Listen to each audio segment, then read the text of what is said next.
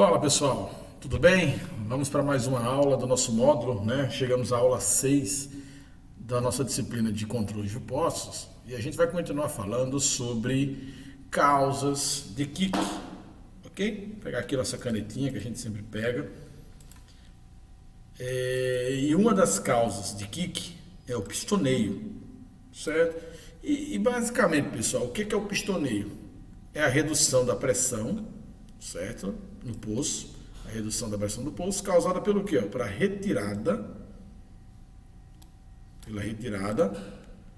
da minha coluna de perfuração. E esse efeito ele pode se manifestar de duas formas diferentes. Uma que a gente chama de pistoneio mecânico e a outra de pistoneio hidráulico. Pessoal, o pistoneio mecânico basicamente é o seguinte: ele funciona como um êmbolo de uma seringa, onde você imagina que você está tirando aqui uma coluna, tá? E o que você faz? Esse diferencial de pressão aqui, você puxa o fluido que está no anular, né? Removendo mecanicamente esse fluido que está no anular. Se você reduz esse fluido, você está reduzindo a coluna de fluido, consequentemente, você está reduzindo o que? A minha pressão hidrostática. Esse é o pistoneio mecânico. Tá? Já o pistoneio hidráulico ele vai depender de quê? Das propriedades geológicas do fluido. Por quê? Porque ele está relacionado diretamente à perda de carga, né? A ideia de você colocar ou adicionar uma coluna de revestimento, né? Você vai fazer o quê? Você vai fazer com que esse fluido tenha uma certa resistência, né? Uma perda de carga, que, como eu falei, vai depender das propriedades geológicas. E também pode ocasionar o mesmo problema, uma redução de pressão, tá? Mas vamos dando sequência aqui. Então, ó, só capitulando, pistoneio é quando eu tenho uma queda na pressão causada pela retirada da coluna, certo? E aí, obviamente, o que vai influenciar? A viscosidade vai influenciar, a velocidade com que eu tiro ou coloco esse revestimento também vai influenciar, certo? Digamos que essa coluna, esse investimento nessa coluna. Então, a velocidade com que eu tiro e coloco do meu sistema vai influenciar, tá? Matematicamente, eu vou ter uma diferença, eu vou ter uma variação de pressão, uma queda de pressão causada por esse pistoneio.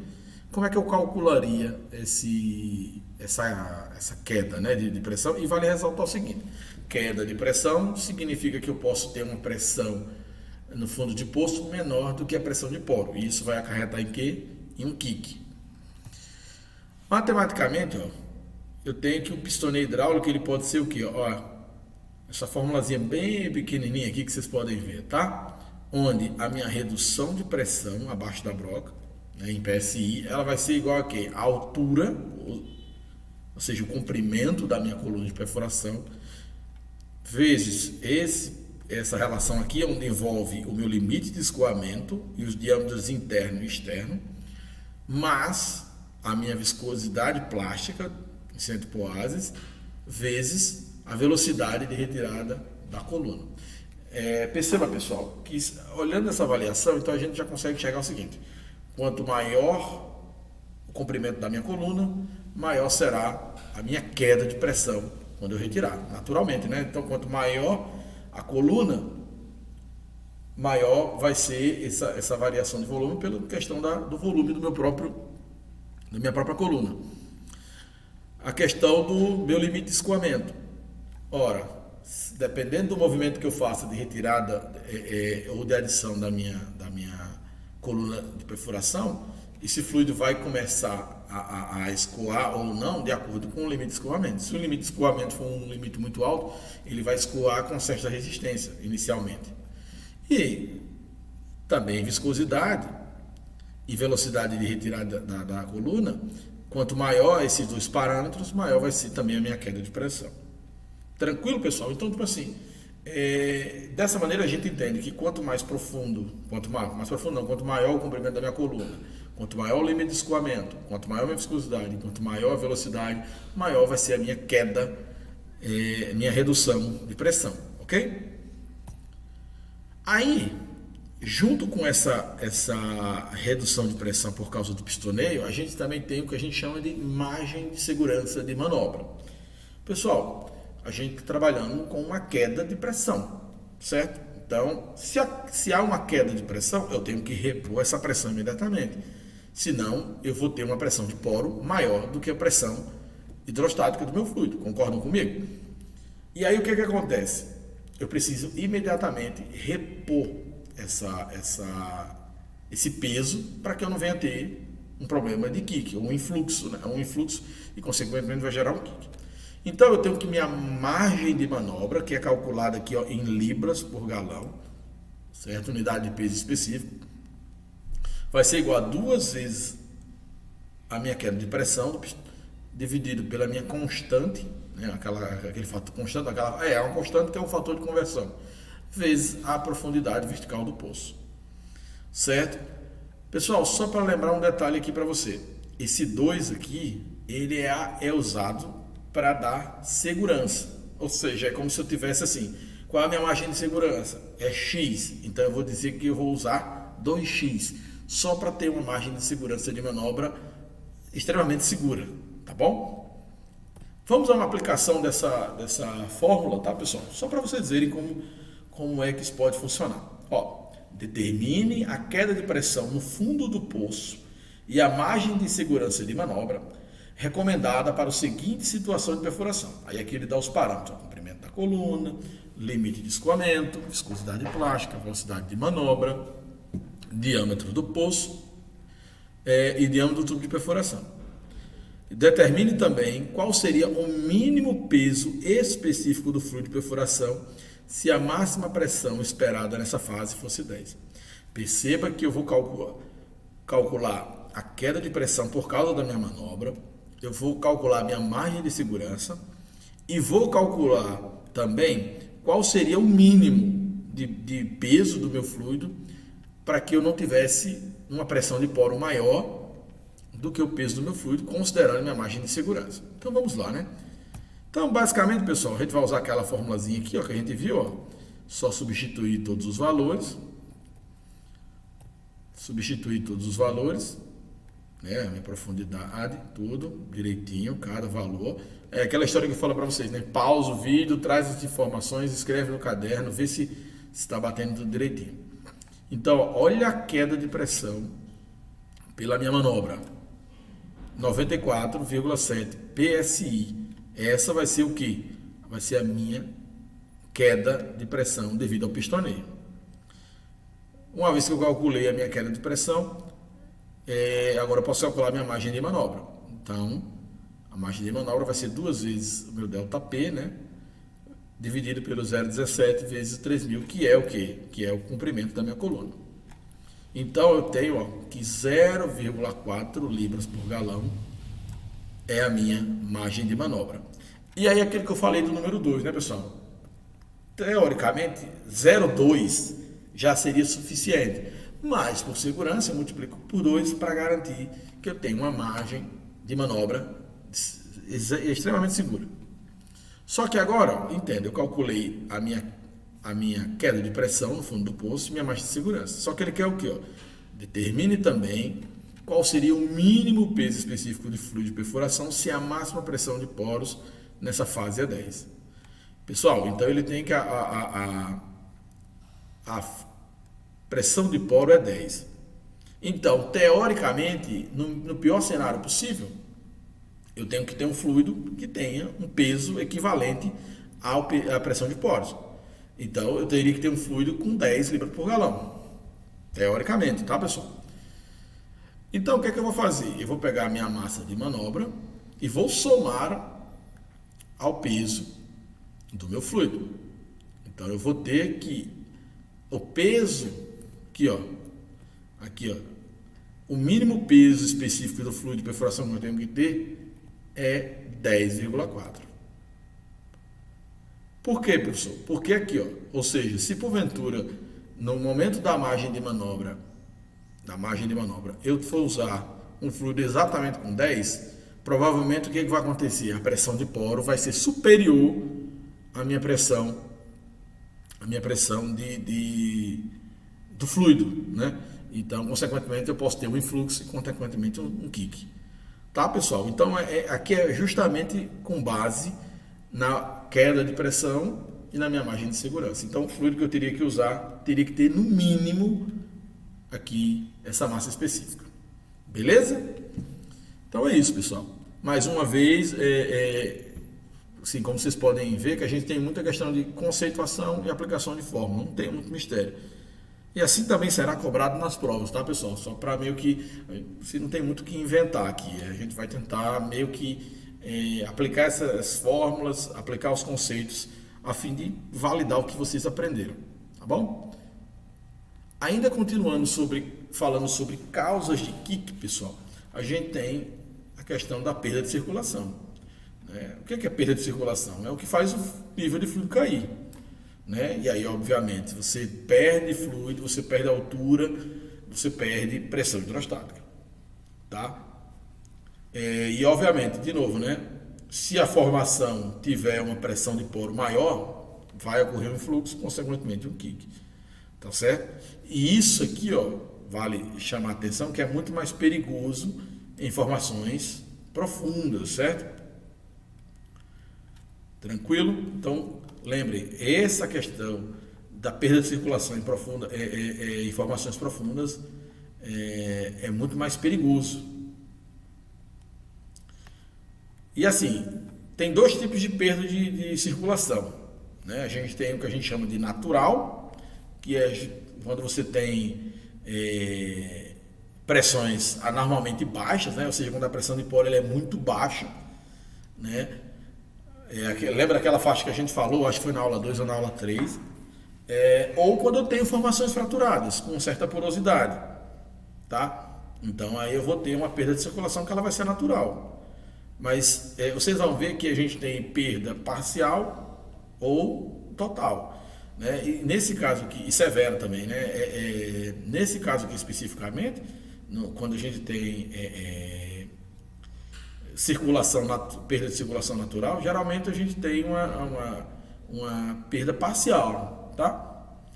Já na induzida é quando eu estou trabalhando, por exemplo, com um fluido muito pesado, né? E aí esse fluido é muito pesado, ele vai gerar o quê? Fraturas. E essas fraturas, ó, vão gerar o quê? Perda de circulação, tá certo? Muitas vezes pode surgir, por exemplo, pela descida de coluna. Você tem lá, você desce uma coluna, esse fluido, digamos que você está na situação desse fluido não tem para onde escoar, ele vai gerar uma pressão e aí consequentemente vai gerar uma fratura e consequentemente perda de circulação. Isso é o que a gente chama de perda de circulação induzida, tá? E aí, ó, essa perda de circulação, como eu falei, ela pode ser parcial, né? Onde ela teoricamente ela não causa kick, porque o nível de fluido ainda, uma fração do fluido volta à superfície, e você tem uma perda severa, né? Que quase nada do fluido volta à superfície. Em ambos os casos, pessoal, vocês têm que, esse problema é um problema que tem que ser resolvido, tá? Tem que ser resolvido de forma imediata para que você não venha a ter nem só a questão do custo, né? Perder fluido é custo, como você pode ter problemas com o kick. No caso da perda parcial, nem tanto, porque em geral você consegue detectar e consegue corrigir isso mais facilmente, tá?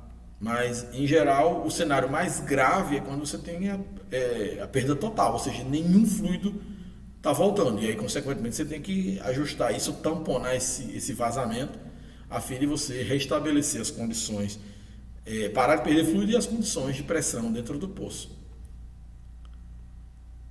Tá? Outra causa de kick, pessoal, além da questão da perda de circulação, que vai gerar, do modo geral, queda na pressão hidrostática, você tem a questão, ó, do peso do fluido quando ele cai.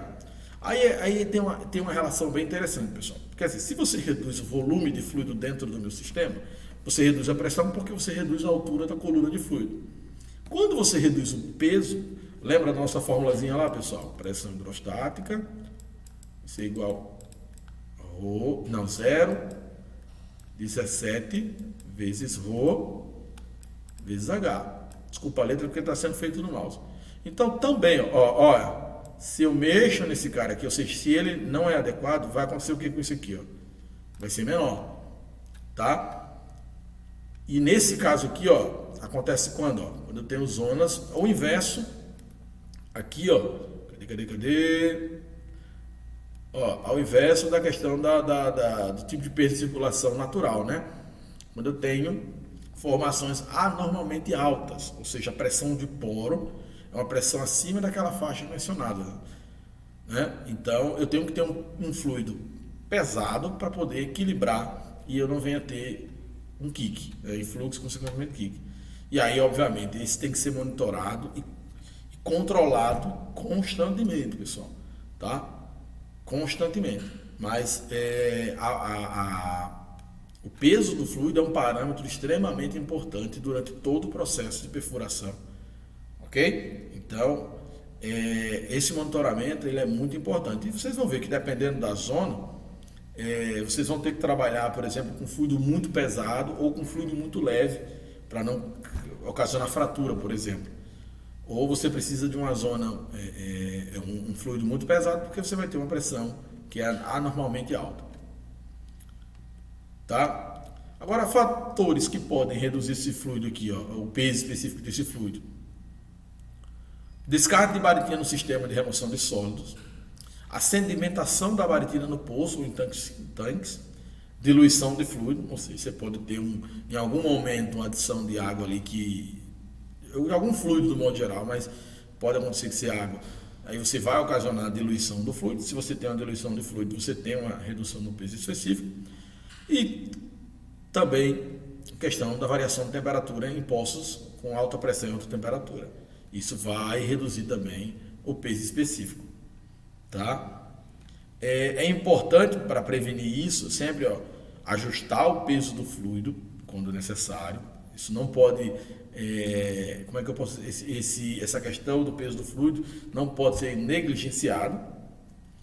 E é sempre bom comparar o que, ó, o peso específico do meu fluido, o peso real, tá? Não equivalente ao real, com o peso equivalente das pressões de poro. Ou seja, naquela região eu vou ter uma pressão e eu tenho que comparar com o meu peso específico real do fluido, tá certo?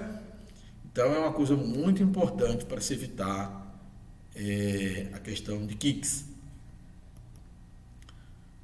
Já no caso, quando eu tenho, aí já não quando eu uso o termo insuficiente, né, pessoal? Ele pode ter tanto para baixo quanto para cima, tá? Mas quando eu tenho peso demais, né, nunca é bom ter de mais ou de menos. Eu tenho que ter ali dentro da minha zona de segurança, né?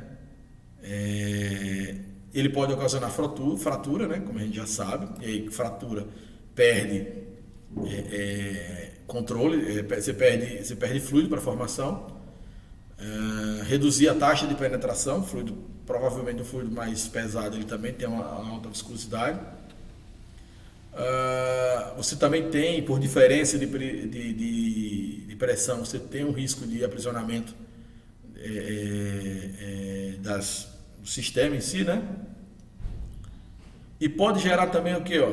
Falso kick, certo? Pelo efeito de fraturamento da formação.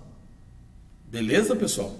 Então, esses aqui, ó, são os riscos de excesso. E aqui a gente tem quando a gente tem um risco dele ser de menor, né? Menor peso específico. Outra causa de kick, pessoal, é o corte da lama por gás. Basicamente, gente, assim, sendo mais direto, você tem incorporação de fluidos que são produzidos durante o processo de perfuração. Às vezes esse fluido é um gás, por exemplo, né? Por isso que ele é chamado de corte da lama, porque esse fluido ele entra na lama, certo? Quando esse corte ele é feito por gás, ele é mais perigoso. Por quê? Porque o gás expande e reduz a densidade. A gente já viu que reduzir a densidade ocasiona o quê? Uma queda na minha pressão hidrostática. E aí, consequentemente, eu posso ter influxo e posso ter, consequentemente, um kick. Beleza? Isso aqui. E aí, assim, do modo geral, vocês vão ver aqui, eu acho que eu até menciono, que a ideia de que quando isso acontece, eu tenho que imediatamente tentar drenar essa bolha de gás para fora para poder controlar e regularizar as minhas condições normais, tá? E assim, a gente monitora a quantidade de gás no fluido de perfuração usando a unidade de gás total. Essa unidade de gás total, pessoal, ela é meio que arbitrária mesmo. Ou seja, vai depender, por exemplo, dos fabricantes dos controladores. Porque, por exemplo, 50 UGT pode indicar 1% de gás para uma unidade empresa, já para outra empresa, 30 UGT pode representar a mesma coisa. Então, isso vai depender de cada fabricante. O importante é você determinar quantos por cento de gás você tem dentro do meu fluido de perfuração, tá? Olha aqui, olha, lembra que a gente aprendeu a calcular a redução de pressão por causa do pistoneio? Então a gente consegue também calcular a queda de pressão, a redução de pressão, a partir da minha da minha questão da minha incorporação de fluidos da formação, no caso de gases, né? Então vai ser o que? Vai ser uma constante, né? Essa redução de pressão vai ser uma constante, vezes a relação entre a densidade do meu fluido de perfuração pelo fluido que foi incorporado ao meu fluido, ou seja, cortou o meu fluido, vezes o logaritmo da base 10 da minha pressão hidrostática, né? Naquele ponto, dividido por outra constante. Então essa formulazinha aqui, pessoal, eu consigo calcular a minha queda de pressão devido à minha incorporação pelo gás, ok? E aqui, só para vocês terem uma noção, pessoal, aqui eu tenho um gráfico de profundidade pela mudança da minha pressão. E percebam que à medida que eu vou aumentando a porcentagem de gás, né, de fluido que foi incorporado no meu fluido, né, no caso quando é gás, olha o que acontece aqui, ó. A variação de pressão tende a ser maior. Percebe que ela está inclinando? Ela, ao invés de subir assim, ela começa a subir assim, indicando um aumento maior na variação de pressão com um aumento dessa porcentagem de gás dentro do meu sistema. Perfeito? E isso, obviamente, vai ocasionar kicks. Então, aqui a gente tem um exemplo. Ó. Determine a redução de pressão no fundo do poço devido a um corte de gás que reduziu a massa específica da minha lama na superfície de 13 para 6 libras por galão. A profundidade vertical do poço ou seja, ele tinha uma lama e aí teve um corte de gás, essa lama caiu para 6,5 libras por galão, ou seja, exatamente a metade. Então, eu vou aplicar aqui a calcular a pressão hidrostática naquela profundidade, né? Então, eu vou ter o quê? 0,17 vezes 2,5, 2.500 vezes 13 mais 14,7. Isso vai dar igual a quanto? 5.440. Essa é a minha pressão hidrostática, tá? Achei a minha pressão hidrostática, vou substituir na minha fórmula de redução de pressão no ponto considerado, tá? Então, substituindo aqui os valores, ó, 34, vou substituir todos os valores direitinho e vou chegar que a redução de pressão pelo caso do corte de gás vai ser 88,6 PSI. Beleza, pessoal? E aí, só para a gente finalizar, ó, que na maioria desses casos, o corte de gás, ele deve, como eu falei, deve ser removido com desgasificadores, né? E a sua causa, obviamente, deve ser identificada e corrigida. E a origem desse gás pode ser tanto por gás de fundo, né? Que vem de formações pouco permeáveis, né?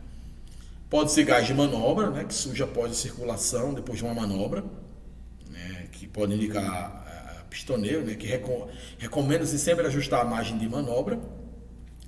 Gás de conexão, né, ocorre por uma redução de pressão ao desligar a bomba. E gás de cascalho, né, dos cascalhos, pessoal, que ele vem de formações porosas. Esse gás pode ser liberado e expandido na superfície e também pode ocasionar, nesse caso aqui especificamente, né, que os gases dos cascalhos perfurados, esse sim pode ocasionar um kick. Os demais não é tão comum, mas esse caso específico sim, ok? Bom, só para a gente finalizar aqui, pessoal, ser um pouco mais redundante, né, que a redução na pressão de fundo, né, durante o deslocamento da pasta, mais especificamente da pasta de cimento, né, a gente também pode ter kick. Por quê? Porque o colchão lavador vai na frente e ele, em geral, tem uma densidade menor que a lama. E aí, quando você está substituindo, lembra lá do conceito de U, você tem um fluido menos denso, e aí você pode haver uma redução na pressão no fundo do poço, perdendo para a formação de poro. E quando ele passa pela sapata e entra no anular, ele pode ocorrer uma situação de underbalance. Tranquilo? Então, perceba, pessoal, que boa parte das causas, boa parte não, quase tudo, está relacionado a essa queda de pressão ocasionada por algum movimento. Tá? Então, essa questão do monitoramento e previsão de pressão, ela deve ser extremamente controlada. Bom, por fim, né, outra coisa que a gente tem que causa kick são as operações de teste de formação. Ou seja, quando a gente está ainda na etapa de teste. Então, por exemplo, fratura da formação na circulação reversa. Nesse caso aqui, pessoal, a gente tem ao invés de adicionar o fluido pelo tubo, a gente adiciona pelo anular. Então a pressão lá é bem maior diretamente no anular. Então a gente pode ter, de fato, uma fratura naquela formação. Gás acumulado abaixo do PAC após a circulação. Ou seja, esse gás ele vai ficar acumulado ali e vai se somar às pressões já existentes. E isso pode gerar também zonas onde você vai ter uma pressão menor e, consequentemente, você vai ter zonas de influxo. Tá? Queda no nível do anular ao abrir a válvula de circulação reversa. O que é isso, pessoal? Quando você abre a válvula para que o fluido saia do anular, no sistema reverso, né? Do anular para dentro da minha tubulação, para o meu tubo, para o produtor, o que vai acontecer? Isso vai cair muito rápido. Tá? Por quê? Porque o volume do anular é bem menor do que o volume da minha coluna de perfuração. Então, quando eu faço isso aqui, vai rapidamente, o nível vai cair, consequentemente vai ter uma queda drástica na minha pressão, consequentemente eu vou ter possíveis condições de kick, tá bom? E por último, pistoneio mecânico, né, que a gente já viu, né, quando você vai fazer a retirada do PAC, você pode ter aquele mesmo princípio, você vai retirar e funciona como um êmbolo, né, pessoal? E aí, de novo, o mesmo efeito, retira fluido. Se retira fluido, reduz a pressão. Se reduz a pressão do meu sistema pode ser menor do que a pressão de poros. Tranquilo? Então, assim, pessoal, a gente completou aqui essa questão das causas de kick, tá? E ainda tem mais alguns pontos aqui, pessoal. Vamos aqui, ó. Eu achei que já havia concluído, peço perdão. E aquela questão, ó, de novo, ó, da descida de revestimento que a gente já falou lá na questão dos pistoneios, né? Quando você tem aquela questão da falha do abastecimento, né, na entrada permite a entrada de lama no revestimento, né, quando você tem uma falha do abastecimento. Além disso, ocorre por diferencial de pressão excessiva de fora para dentro. Então, lembra da história de quando você vai descer uma coluna de perfuração, né, que aí esse fluido vai fazer o que? Ele vai expandir, né, não tem ali, obviamente, a velocidade com que ele escoa pelo anular ela é menor, vai gerar uma perda de carga, consequentemente vai se somar a pressão no fundo do poço. Tá? É aqui onde a gente usa, novamente, aquele conceito de U, né, onde a causa da queda de nível no anular reduz a sua pressão hidrostática. Então, pessoal, lembra daquele conceito de U, né, onde você tem um fluido mais pesado, ele tem um volume menor, e você aumenta desse lado, e vice-versa. Tá? Então, quando você tem a adição de um revestimento, esse volume que estava sendo ocupado só por fluido, vai ser ocupado por revestimento e vai expandir isso para outras regiões que podem ocasionar a quebra dos elementos flutuantes e, consequentemente, o kick. Maravilha? E aí, ó, de novo, aquela questão da descida rápida, né? A gente viu que a velocidade de descida do revestimento pode gerar o pistoneio hidráulico, não é isso? E pode gerar também, ó, a fratura de formações mais frágeis pelo motivo que eu acabei de mencionar. E aí, consequentemente, pode gerar o quê? Fraturas, perda de circulação, diminuição do nível da lama e, consequentemente, a redução da pressão hidrostática, que vai gerar de novo uma situação de underbalance. Beleza? Acho que agora foi. Eu calculei errado aqui o final da aula, tá? Estava achando que a aula ia acabar depois do exercício, mas é isso. Então, a gente finaliza aqui as causas de kick, tá? E de novo, pessoal, qualquer dúvida, assista com um pouco, assim, talvez eu tenha falado mais rápido uma coisa ou outra, tenho deixado passar. Assistam com calma, qualquer dúvida vocês anotam, na aula de dúvida vocês esclarecem, tá ok? É isso, pessoal, um abraço e até a próxima aula. Pessoal, logo assim que terminou a aula, eu fui rever, né, a aula, e aí eu lembrei que eu esqueci de explicar um ponto aqui, ó, que foi o ponto do 14,7, tá, pessoal? Esse 14,7 aqui é a soma da pressão atmosférica, tá?